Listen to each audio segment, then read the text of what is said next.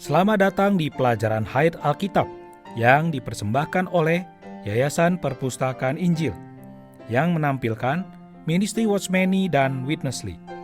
Witnessly melayani Tuhan dengan setia selama lebih dari 70 tahun dan di puncak ministrinya ia memberi tafsiran yang lengkap tentang seluruh Alkitab yang disebut pelajaran Hayat Alkitab.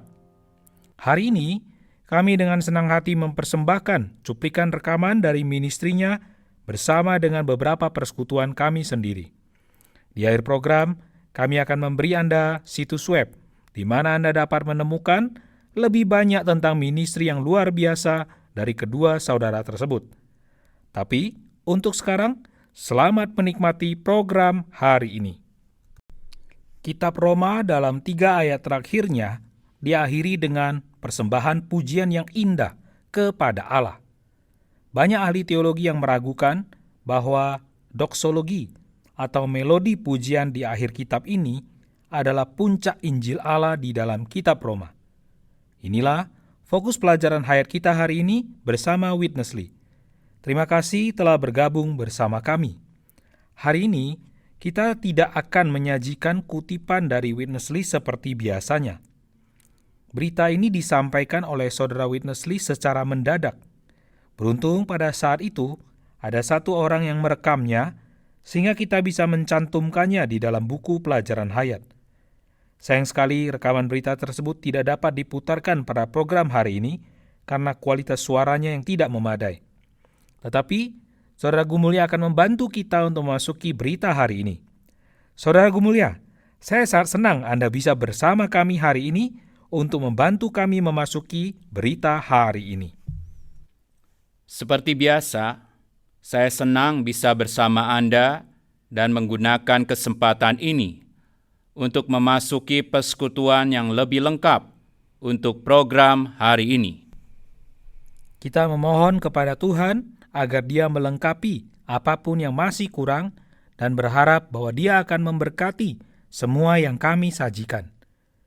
Berita yang disampaikan pada tahun 1974 ini merupakan kata penutup untuk perjalanan pertama melalui kitab Roma yang telah dibahas dalam pelajaran hayat ini, mulai dari pasal 1 sampai 16. Berita ini dimulai dengan gambaran singkat dari keseluruhan kitab Roma. Saya ingin tahu, apakah Anda dapat memulainya dengan memberi kami poin-poin utama atau pos-pos utama dari gambaran umum kitab Roma ini? Saya ingin membagikan sudut pandang dan perasaan saya tentang keseluruhan kitab ini.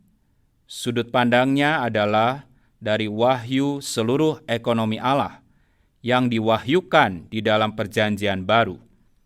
Dan perasaannya adalah dari pengalaman dan praktik kita. Kita seharusnya memiliki kitab Roma dengan 16 pasalnya, dengan semua pos atau semua bagiannya, bukan hanya sebagian.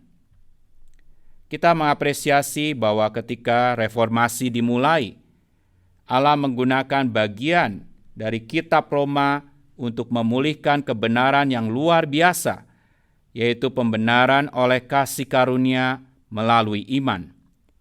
Ini adalah pos besar pertama dalam kitab Roma, yaitu bagian pembenaran. Pengalaman kita akan Kristus sebagai hayat bagi tubuh Kristus harus bertumpu pada dasar yang kokoh dari pembenaran oleh iman. Sayangnya banyak penafsir dan ahli teologi yang berhenti sampai pos ini saja dan menganggap kitab Roma sebagai kitab pembenaran saja. Namun ada beberapa dari mereka yang maju ke pos berikutnya, yaitu pengudusan dalam hayat. Tuhan memakai sejumlah pencari Tuhan untuk maju lebih jauh, untuk berbicara tentang pembenaran yang membawa kita ke dalam hayat Kristus yang menyelamatkan. Pembenaran adalah dasar untuk pengudusan, dan pengudusan dalam hayat adalah hasil dari pembenaran. Jadi sekarang kita memiliki 2 pos, yaitu pembenaran dan pengudusan. Tetapi jika kita mengikuti kitab Roma, kita melihat bahwa kitab ini tidak berakhir di pasal 8. Ketika kita sampai pada pasal 12, kita berada di pos yang juga dibangun di atas pos lainnya. Dan pos itu adalah tubuh Kristus. Kita memiliki wahyu yang luar biasa di sini tentang tubuh Kristus yang organik. Kita yang adalah banyak anggota merupakan satu tubuh di dalam Kristus. Di pos ini, kita memiliki wahyu mengenai tubuh Kristus. Beberapa penafsir Alkitab berhenti di pos ini. Mereka membawakan berita-berita tentang tubuh Kristus. Mereka memberi pengajaran tentang tubuh Kristus. Mereka berbicara tentang tubuh Kristus. Tetapi kalau kita berhenti di pos ketiga ini, kita tidak memiliki pengalaman praktisnya. Jadi kita perlu mengikuti kitab Roma sampai akhir, sampai pasal 14, 15, dan 16, di mana Anda memiliki kehidupan gereja lokal yang praktis, yang merupakan ekspresi yang nyata dan praktis dari satu tubuh Kristus, seperti yang diwahyukan di dalam pasal 12. Jadi pembahasan kitab Roma sudah lengkap sekarang. Setiap bagian kitab Roma itu diperlukan. Setiap bagiannya mustika. 4 pos tersebut adalah pembenaran, pengudusan, tubuh Kristus, dan gereja-gereja. Pembenaran meletakkan dasar untuk pengudusan dalam hayat. Melalui pengalaman pengudusan itu, kita menjadi putra-putra yang dewasa, yang adalah anggota-anggota tubuh Kristus. Di zaman ini, tubuh Kristus terekspresi dalam gereja-gereja lokal. Ini adalah gambaran umum dari kitab Roma dari sudut pandang ekonomi perjanjian baru Allah. Saudara Gumulia, seperti yang telah Anda singgung, di pasal 8 kita diserupakan kepada gambar putra sulung Allah. Tentu saja, kita menganggap hal ini sebagai poin yang tinggi dari pengalaman pribadi kita akan keselamatan Allah. Dalam berita yang kita bahas hari ini, Saudara Winnesley menunjukkan bahwa selama berabad-abad, sejumlah besar kaum beriman telah puas berhenti di pos ini. Tetapi, ada poin tinggi kedua di pasal 12 yang dicapai oleh beberapa kaum beriman. Dan poin kedua ini menjadi poin favorit di mana mereka berhenti. Apakah kedua poin ini adalah puncak dari kitab Roma? Jika demikian, mengapa kita masih memiliki 4 pasal terakhir?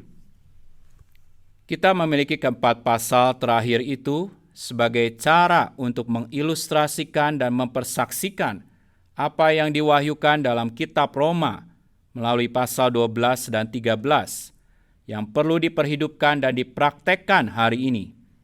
Kita tidak boleh hanya menyerah karena situasi yang menyedihkan saat ini dan hanya berharap untuk naik ke surga.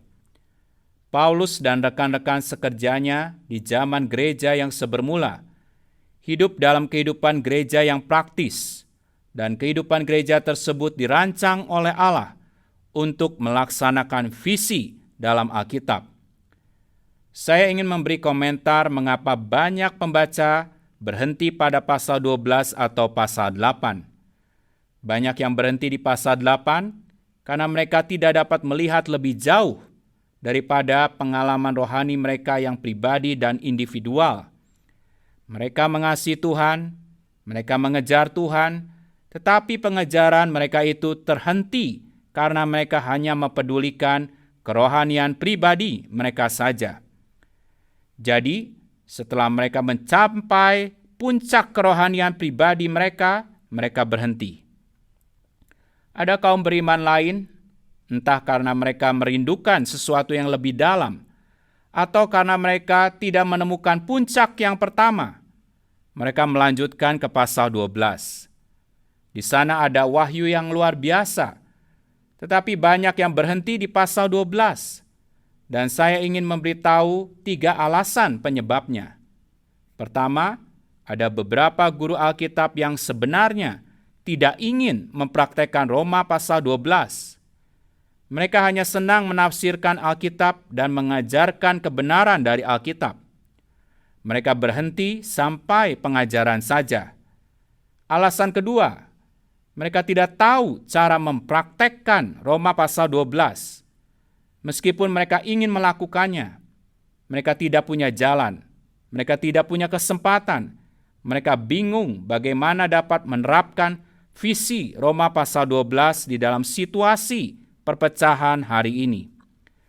Jadi, saudara-saudari yang terkasih ini terhenti di sini, dan mereka hanya menjalankan apa yang bisa mereka jalankan. Sekarang alasan yang ketiga, saya perlu mengutarakannya dengan lemah lembut, meskipun saya berbicara hanya secara prinsip. Banyak orang tidak mau melanjutkan karena mereka tidak bersedia membayar harga untuk maju lebih jauh. Memimpikan kehidupan pernikahan yang ideal dan mendapatkan pasangan yang baik adalah satu hal. Seseorang bisa saja hidup di dalam mimpi atau fantasi tersebut seumur hidupnya. Tetapi bertemu dengan pasangan yang diberikan oleh Tuhan, mengasihi orang itu, menghormati orang itu, dan berkomitmen seumur hidup kepada orang itu, menikah dan berkeluarga dengan orang itu, dan melaksanakannya dengan setia, walaupun banyak ketidaksempurnaan di dalam orang itu, adalah hal lainnya. Berbicara tentang tubuh Kristus adalah satu hal, tetapi menikah kepada kehidupan tubuh Kristus yang praktis, yang terekspresi di gereja-gereja lokal di bumi hari ini, adalah hal lainnya. Untuk berada di dalam gereja lokal sebagai saudara-saudari di dalam Tuhan, untuk berada di dalam tubuh Kristus sebagai anggota atau bagian dari ekspresi korporat Kristus, memerlukan pengorbanan. Di dalam gereja lokal sebagai ekspresi tubuh Kristuslah kebenaran-kebenaran dari semua pos lainnya dapat dipraktekkan. Paulus di sini bukanlah hanya berteori. Dia bukan sedang bertukar pikiran tentang topik teologi. Beban Paulus adalah kehidupan gereja yang aktual dan praktis di kota Roma dan di tempat lainnya. Bebannya adalah memberi jalan bagi pembangunan gereja menurut wahyu ilahi. Paulus sendiri ada di dalam kehidupan gereja, dan dia melayani untuk kehidupan gereja yang praktis ini.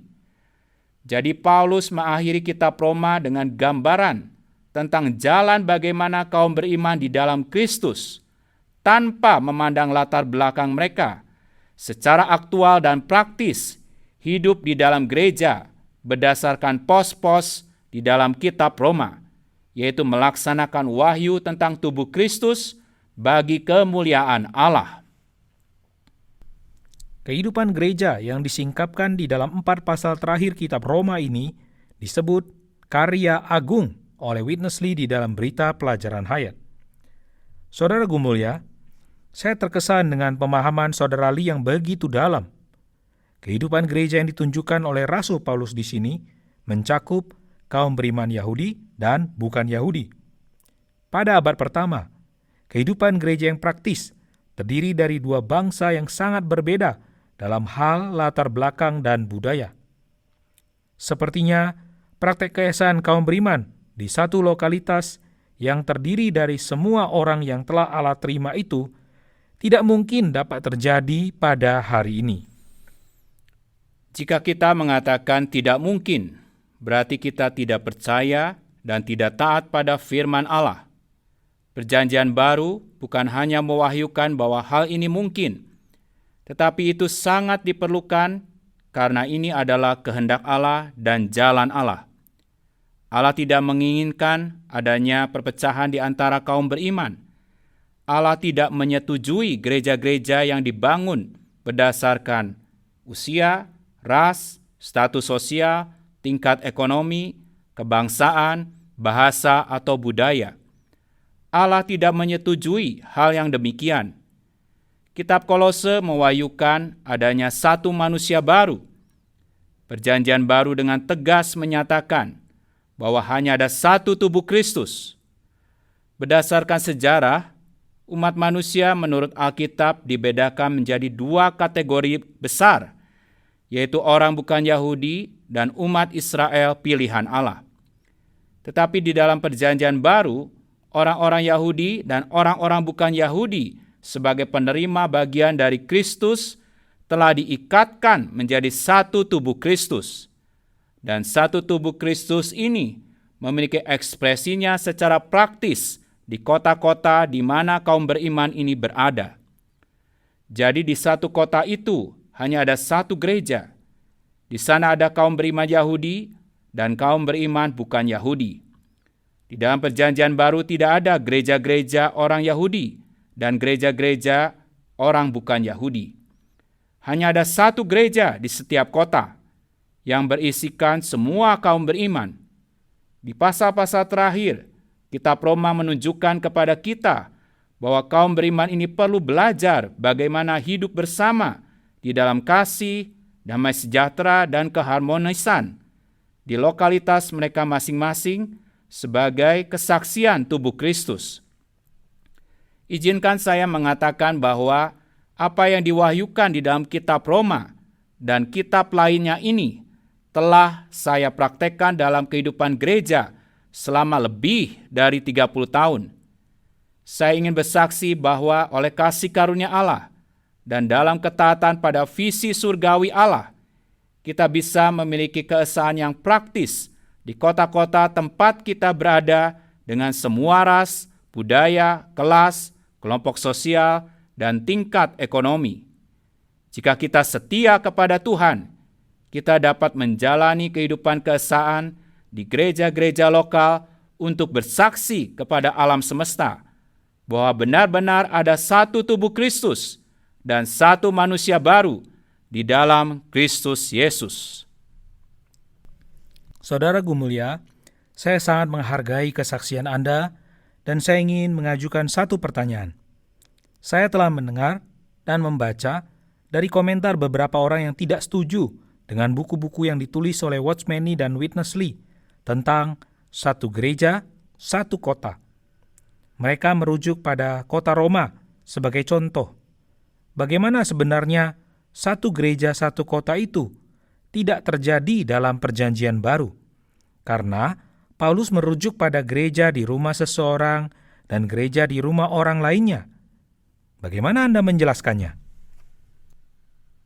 Tentu saja ini adalah argumen yang familiar. Seorang kritikus pernah mengatakan bahwa sebenarnya ada dua gereja di Roma. Di dalam pasal 1, Paulus menunjukkan surat kirimannya kepada gereja di Roma. Dan kemudian di pasal 16, ia mengacu pada perhimpunan gereja di rumah Aquila dan Priscilla. Namun, bukan itu yang dikatakan kitab Roma. Kitab Roma ditujukan kepada semua orang yang berada di kota Roma. Menjelang akhir kitab ini, Paulus menjelaskan situasi yang tepat dari gereja, yaitu bahwa kaum beriman yang berhimpun di atas tumpuan gereja itu berkumpul di rumah Aquila dan Priscilla. Beban Paulus adalah untuk membangun kaum beriman dalam banyak hal, dan salah satunya adalah kehidupan gereja yang diekspresikan di dalam berbagai kota, di mana seluruh kaum beriman itu menjadi satu di dalam Tuhan. Jika kita mempelajari Perjanjian Baru tanpa bias dan tanpa ada yang ditutupi, kita akan melihat betapa konsisten bahwa hanya ada satu gereja di satu kota sebagai ekspresi dari satu tubuh Kristus. Di dalam kitab Wahyu pasal 1, Tuhan Yesus memerintahkan Yohanes untuk menuliskan apa yang dia lihat ke dalam sebuah buku dan mengirimkannya kepada 7 gereja. Kemudian Tuhan Yesus sendiri menyebut nama 7 kota itu. Lebih jauh lagi, ketika Kristus mendikte surat-surat untuk ke-7 gereja itu, dia mengaitkan gereja dengan nama kotanya berkali-kali. Pada akhirnya, di akhir kitab Wahyu, dia berkata, "Aku, Yesus telah mengutus malaikatku, utusanku, untuk bersaksi tentang hal-hal ini kepada gereja-gereja." Jika kita dengan hati-hati membaca tulisan-tulisan dalam Perjanjian Baru, kita akan menyadari bahwa prinsip ini tidak pernah dilanggar. Apa yang kita sajikan di sini adalah pengajaran yang didasarkan pada wahyu Perjanjian Baru. Sebenarnya, bagaimana kita harus mempraktekkan kehidupan gereja? Bagaimana kita harus melanjutkan kehidupan Kristiani secara korporat? Kita semua perlu mencari Tuhan dan mencari pimpinannya.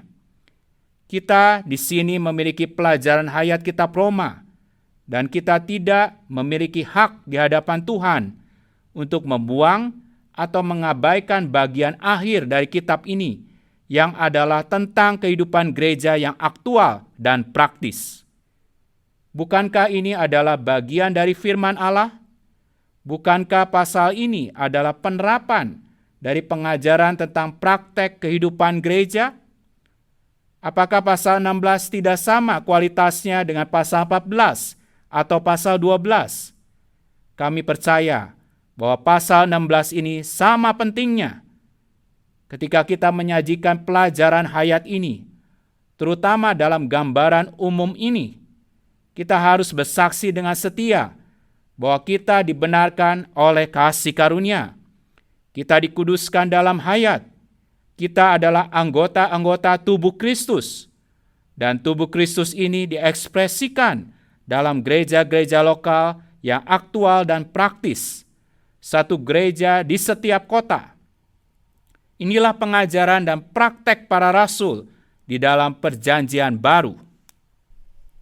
Saudaraku mulia, Saudara Witness Lee menunjukkan bahwa kita perlu memperhatikan peringatan yang disampaikan oleh Paulus di Roma pasal 16. Di tengah-tengah perkataannya yang penuh kasih dan lembut mengenai orang-orang kudus yang sangat dia kasihi. Tentang apakah peringatan ini? Peringatan ini pada dasarnya adalah mengenai perpecahan. Paulus berkata secara terus terang bahwa kita perlu mewaspadai mereka yang menimbulkan perpecahan. Mereka menimbulkan perpecahan dengan mengajarkan hal yang berbeda dari wahyu di dalam kitab Roma.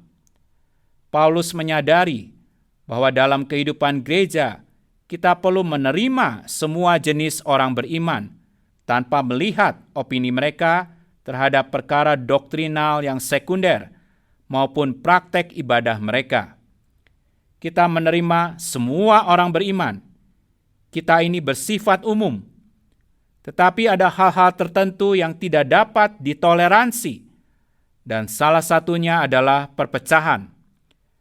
Paulus menyadari bahwa ada beberapa orang yang memecah belah, dan yang menarik adalah bahwa mereka itu adalah orang-orang yang bertalenta dalam berbicara.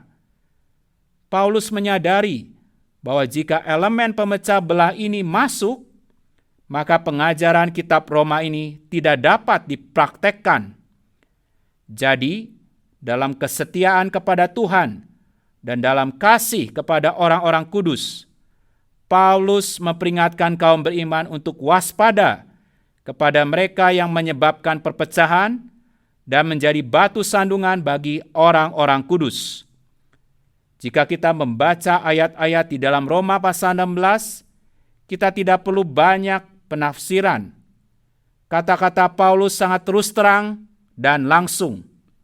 Dia seolah-olah berkata, "Hai saudara-saudara, terimalah satu sama lain, bersatulah dengan satu sama lain, tetapi janganlah mentolerir perpecahan."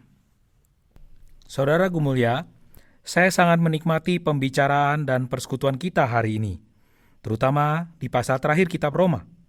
Saya juga rindu bisa mendengarkan kembali kutipan perkataan Witness Lee. Saya yakin Anda juga demikian. Dan saya ingin memastikan agar para pendengar bisa mendengarkan kembali besok.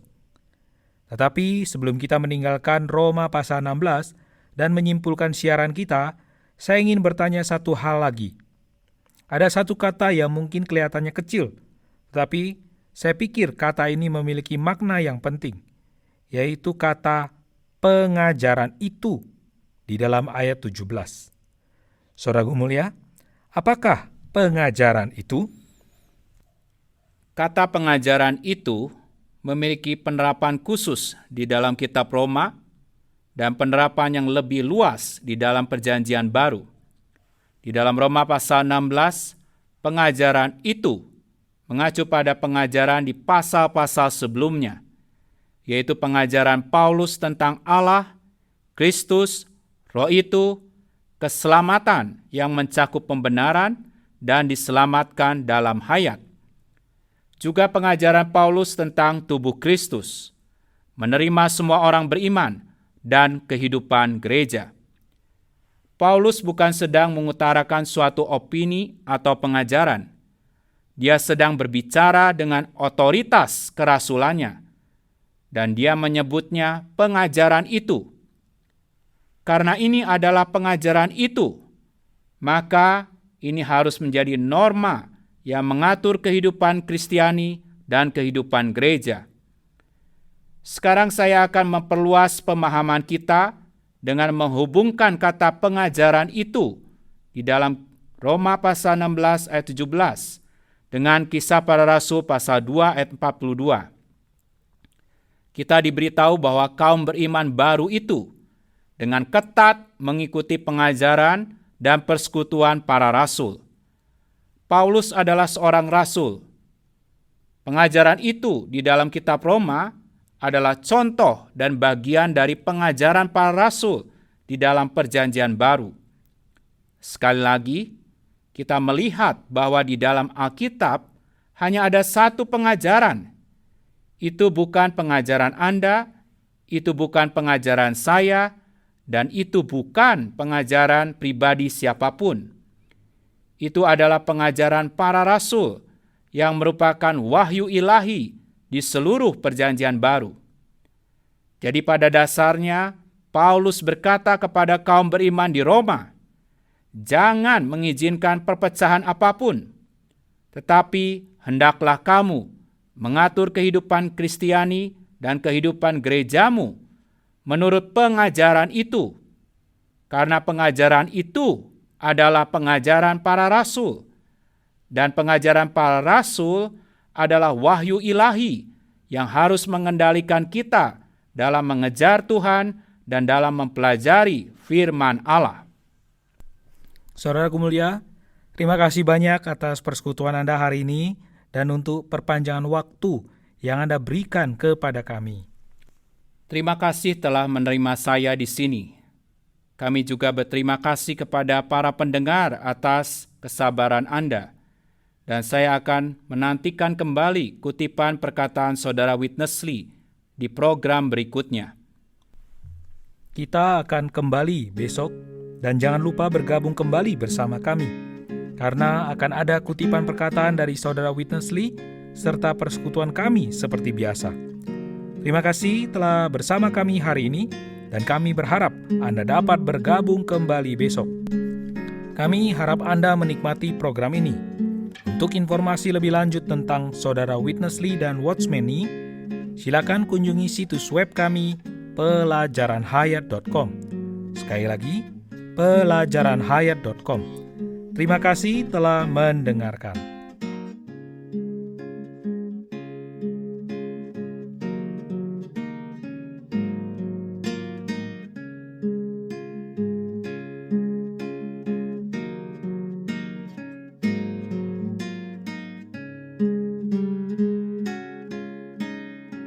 thank you